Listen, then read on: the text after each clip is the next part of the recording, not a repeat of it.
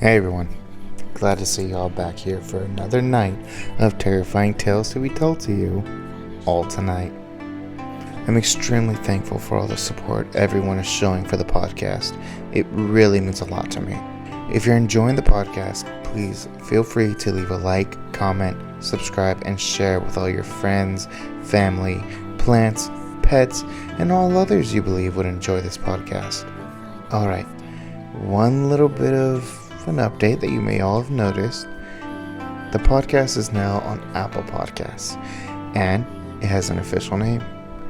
Ladies and gentlemen, welcome to Spooky Salutations with your host, Weddle Blade Cruz. Now, that's enough of the boring housekeeping. Let's get right into the real reason you're all here, shall we? Now, I did promise you guys that I would read some of Edgar Allan Poe's works at the beginning of this episode. I will not read the whole thing, but I'll read part of it, and perhaps in the next episode, I'll read even more. The Raven by Edgar Allan Poe. Once upon a midnight dreary, while I pondered, weak and weary, over many a quaint and curious volume of forgotten lore, while I nodded, nearly napping, suddenly there came a tapping, as of someone gently rapping at my chamber door. "'Tis some visitor," I muttered, "tapping at my chamber door. Only this, and nothing more." Distinctly, I remember it was in the bleak December, and each separate dying ember wrought its ghost upon the floor.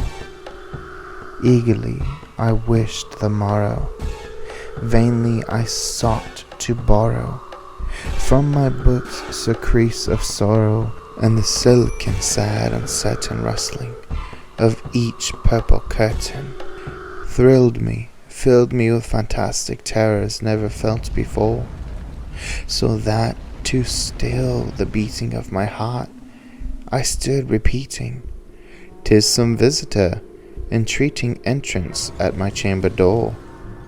Some late visitor entreating entrance at my chamber door. This is it, and nothing more." Presently my soul grew stronger, hesitating, then no longer.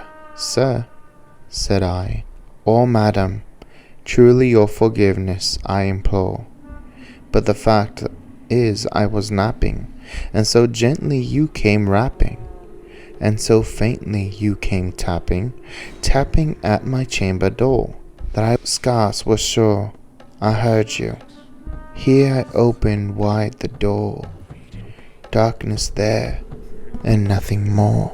Deep into that darkness peering, long I stood there wondering, fearing, doubting, dreaming dreams no mortals ever dared to dream before.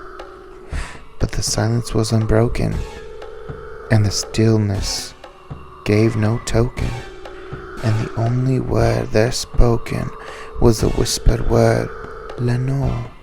This I whispered, and an echo murmured back the word, "Lenore." Merely this and nothing more. Back into the chamber turning, all my soul within me burning, soon again I heard the tapping somewhat louder than before. "Surely," said I, "surely that is something at my window lattice. Let me see then where thereat is, and this mystery explore. Let my heart be still a moment, and this mystery explore. 'Tis the wind and nothing more." Open here I flung the shutter, when with many a flirt and flutter, in there stepped a stately raven of the saintly days of yore.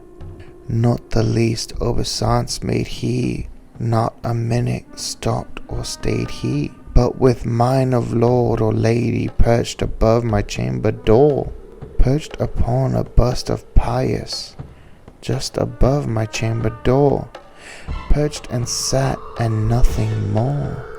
And I think that's where I'm gonna call it for now. It's a pretty long poem, but hey, if you guys want to hear more, maybe I'll read more in the next episode. But if you don't, then I guess never more. Now let's get to the episode, shall we? Later, guys. Are you the devil?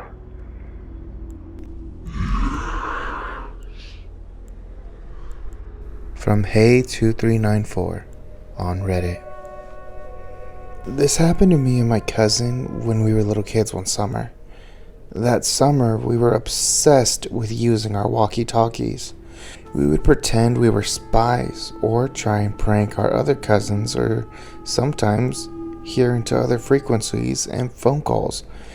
Apparently this was easier back then, as this was in the early 2000s. One time, however, a man, sounded about 40-something, started speaking to us. Clear as day, no static. What was weird to us, however, was not that we heard the voice, this happened frequently, but that it was interacting with us. Immediately, me and my cousin looked at each other confused. I can't even remember what he was saying to us, but I remember that for whatever reason, I asked it, "Are you the devil?" There was a short pause, and clear as day, again, almost no static at all. The voice said, "Yes." We immediately turned off our walkie-talkies and never used them again. A few things. Before you say maybe one of your other cousins pranked us, none of our other cousins were male, and my uncle was out working that day. The other thing is that my cousin in the room with me had the other walkie-talkie, and as far as I knew, there was only one pair of them around the house. Probably one of the scariest things that happened to me as a kid, and even if someone pranked us, I'm still trying to figure out how they did it, because I'm 99% sure it wasn't coming from inside the house. End of the first story.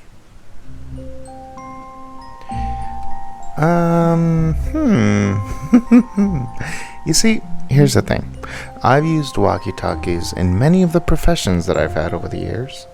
I have worked security for Great America.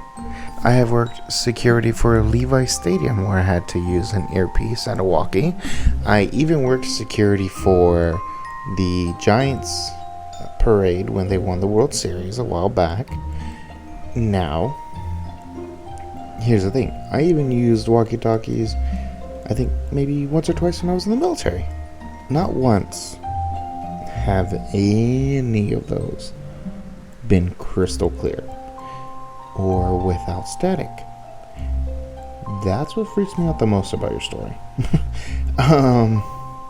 I looked up and I thought I saw a face in the window, and that scared me a little bit.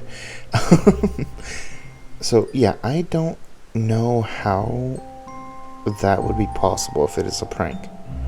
And if you had the only pair of walkie-talkies in the entire house, then I don't know what to tell you. That is absolutely terrifying. If you have any other stories and you want to share them, feel free. That was insane. That was pretty cool for our first story. Now, let's move on to our second story, shall we? Grandma still protects me. From Anonymous on Reddit.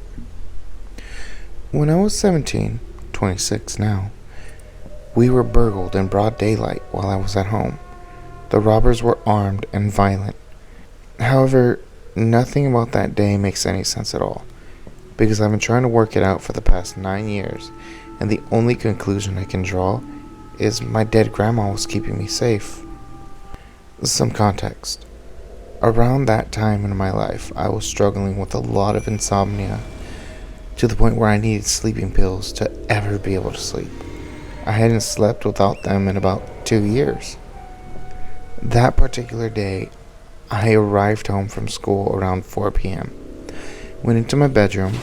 My bedroom was on the ground floor at the back of the house.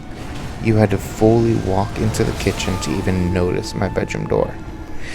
I sat on the bed and suddenly was overcome with this deep tiredness like nothing I'd experienced in a long time.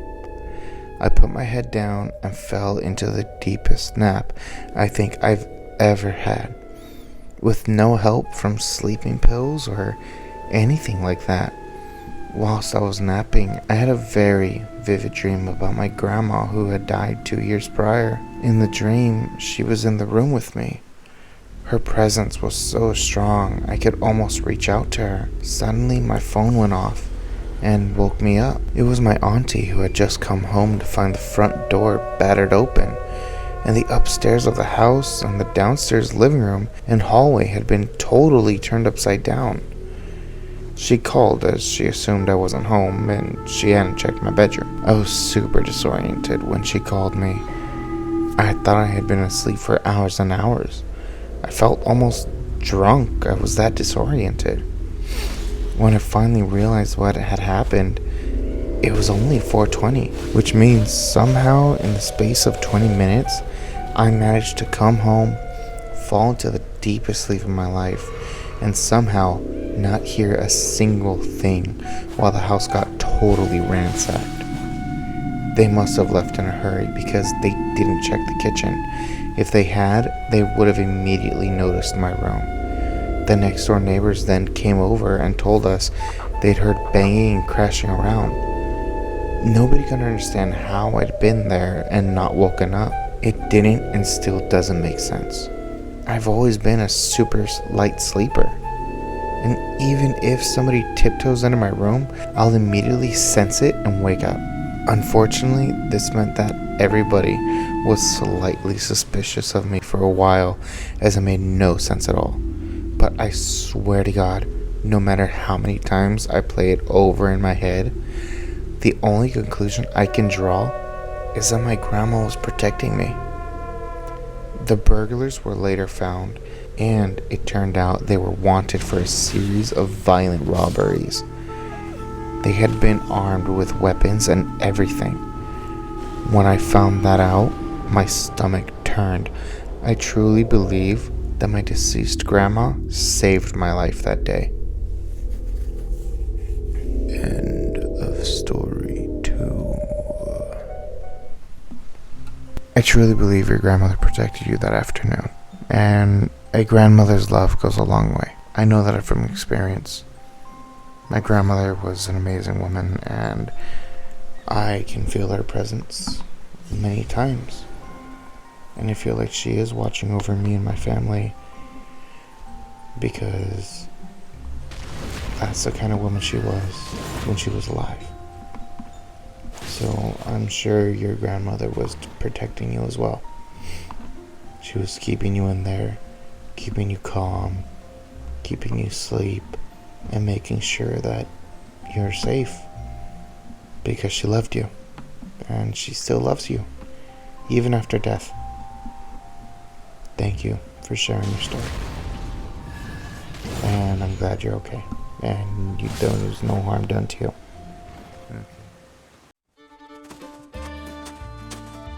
Hey, how's it going?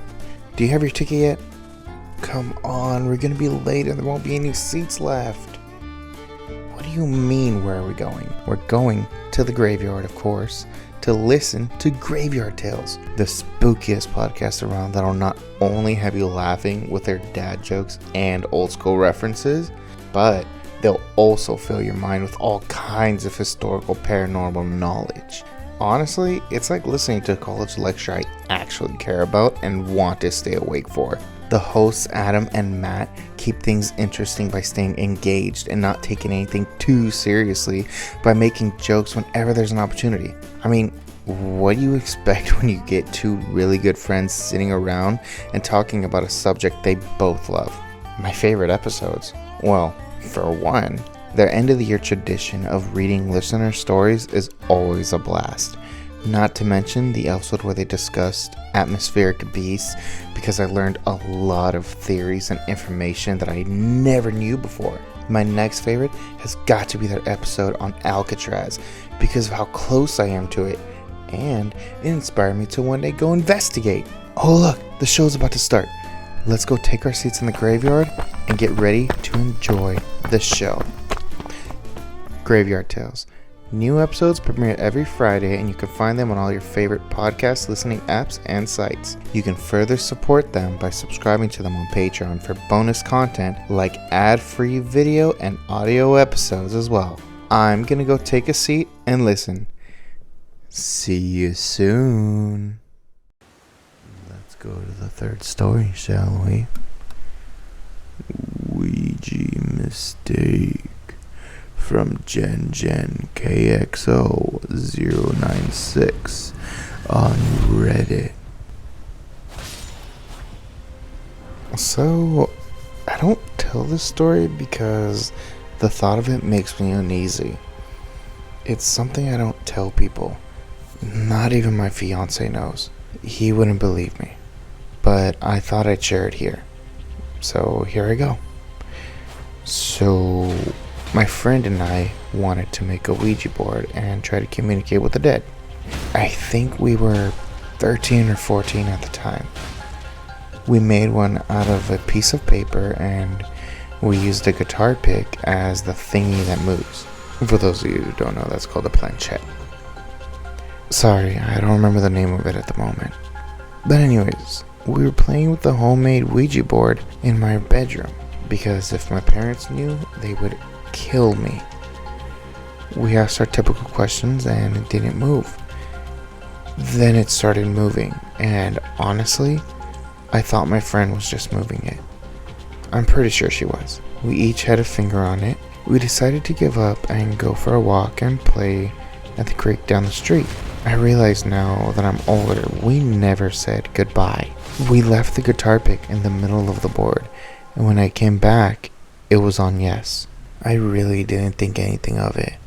I was an ignorant child that didn't know what I was really messing with. This is the part that's hard to talk about. So that night, I laid down to go to sleep, and I started to feel uncomfortable. So I got up and opened my bedroom door. Then I laid back down, and after a while I fell asleep. Suddenly my bedroom door slams shut. I nearly crapped myself. I quickly stood up and ran to the door and opened it. I was shaking and about to cry. My parents yelled at me for slamming the door, so I piled a bunch of stuff in front of the door to prevent it from slamming again. Afterwards, I laid back down in my bed and eventually fell asleep again. I woke up sweating and heart racing, and I felt nothing but pure fear. Then I got a feeling there's something at the end of my bed. All of a sudden, I saw footsteps, imprints in my mattress coming towards me. I screamed and jumped out of bed and ran downstairs and told my father what I did and what happened. He took a Bible, went upstairs, and read some verses and blessed my room. I didn't sleep at all that night. I kept my bedroom light on. My father was pissed, but he didn't tell my mother. We haven't spoken about it since. I'm not a huge believer in God, but I know whatever was in my room was evil, and I will never touch a Ouija board ever again. I have learned a lot about them since then. They're not something to mess with, especially if you don't know how to properly use them. I was a stupid child, but I guess it's an interesting story for others. And hey, I also have comforting spirit stories as well. End of the third story. Okay. Okay, so here's the thing. I don't mess with Ouija boards. Like, at all. I've not once ever touched one. I've never even seen anybody ever use one. I've never been in the vicinity of one. Would I ever use one? Absolutely not. Why? It terrifies me. It does. Because obviously there's the fact that you can open a spiritual doorway, and if you do not properly close it, then something can come in and it'll stay there. And regardless of even if you do properly close it, something could have already have come in and not left. There's also the rumor of the Ouija board demon known as Zozo. There's a chance you could encounter him. And from a lot of things that people have said is he's particularly dangerous. I'm not 100% sure if he is a real demon or not, but many believe that he is. And a lot of the times, belief is what gives these creatures power. I'm glad it wasn't worse for you. And I would enjoy reading some of those comforting spirit stories as well. Of course, I don't know if the audience would, because they like the scary, spooky, dangerous kind of spooky stories. I don't know why I just did that. Anyways, I'm sure people would love to hear them. So, if you feel like sharing, share away. And I'll happily read it on here. Now, let's move on to the fourth story, shall we? Shadow Under the Bridge, from Anonymous on Reddit.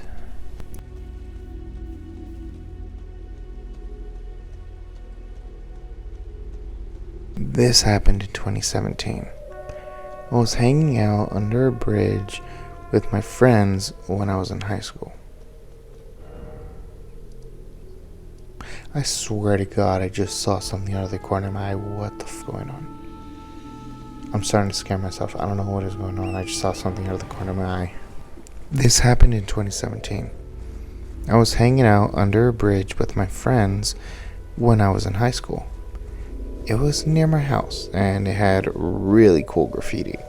So we used to go there and take pics and just hang out. Once we decided to go at night. We were sitting on the far left of the ledge, and we were just talking about random things. And to the far right, I saw the shadow figure of a man. He was sitting on the edge of the ledge, just hanging out. I thought I was tripping, so I kept looking away. But every time I looked back, he was still there. I was convinced still that it was my mind playing tricks on me. Later in the conversation, we started talking about paranormal. And my friend mentioned how this place was really creepy at night. I then mentioned how I thought I kept seeing this figure over there. She was like, "Bro, I see it too." I was convinced she was playing with me, so I didn't believe her. But she insisted she saw it too, and thought she was tripping. I was like, "I'm good, I'm out." I started walking by myself and praying. She was with her boyfriend, and they had an electric scooter that they were going to ride on. So I was like, let me get a head start, because there's no way I was going to wait for them. I went home, and I never went back there at night. Anyways, this is a story that I laugh at today. I'm no longer afraid of these types of things because I know how to protect myself against them religiously. But I thought it would be fun to share. End of story 4. Shadow people. You know, there's a long history of shadow people. There's... Yeah, you see, I will never hang out under a bridge at night. You know, I say that, but then again, I'm also planning on starting paranormal investigations, and a lot of paranormal locations are bridges. So yeah, somebody just, be like, hey, you remember when you said you'd never hang out under a bridge at night? Here you are. That's creepy. That's just, honestly, that's like super creepy. But yeah, again, hey, I'm glad you know how to protect yourself now. All right.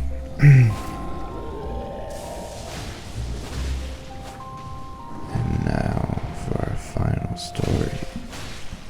New Orleans Terror from umpathy@gmail.com on Reddit. This story may be hard to believe, especially since I don't have the photo at hand, but I promise I'm telling you the truth. When I was a kid, I went on a church service trip to New Orleans. Our aim was to help clean up remaining damages from when Katrina hit. About midway into the trip, we helped remove brush and debris from some plot of land so a playground could be built. We were all ecstatic because the day was incredibly productive, and we really believed that the spiritual forces of good and godliness were at work through us.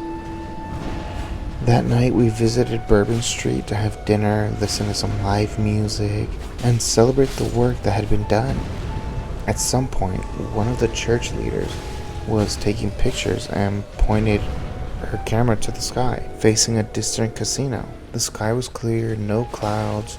She snapped a photo, and when the screen displayed her photo, there was a silver-looking face smiling heinously while clasping his hands, protecting the casino. His face seemed metallic with many wrinkles. If you can imagine the Heath Ledger Joker, but without eyes and a huge mouth, no teeth, and many wrinkles, like fabric being pulled in multiple directions. That's what it looked like. It had wet-looking orange hair that draped about midway down its face. Its nose was half missing. The entire group went hysterical when they looked at the photo, and the rest of the night, we were disturbed. The joy we had felt all day instantly went away. Few of us slept. I had a variety of hallucinations in the dark of demons falling into me. I didn't get any sleep. There were a few girls in the room next to me who I could hear crying in terror about what had taken place. I say all this to illustrate how the incident felt like a direct, successful attempt to hijack our spirits of positive energy. One person in the group tried to come up with multiple natural explanations for the incident, but the leader who took the photo always had new details to explain how there wasn't a natural explanation for what had taken place. This incident alone has been enough to keep my agnostic butt alert and aware of all possibilities. End of the final story.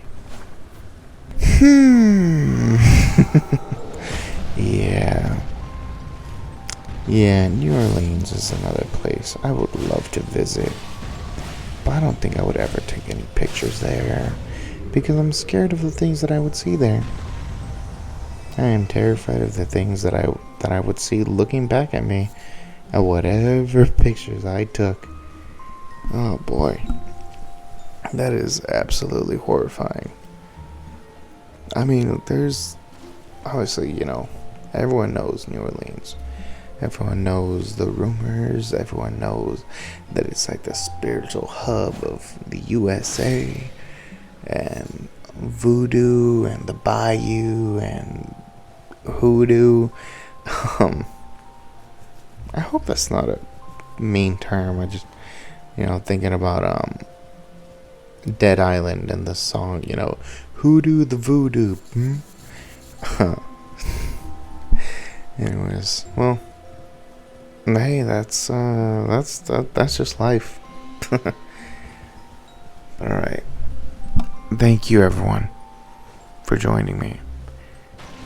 And don't forget to like, comment, subscribe, and to the audio listeners, it would be amazing if you would leave a 5-star review, because that'll help this podcast be pushed out to more people, and that'll bring more people into our little zone here, our little scary zone of spookiness.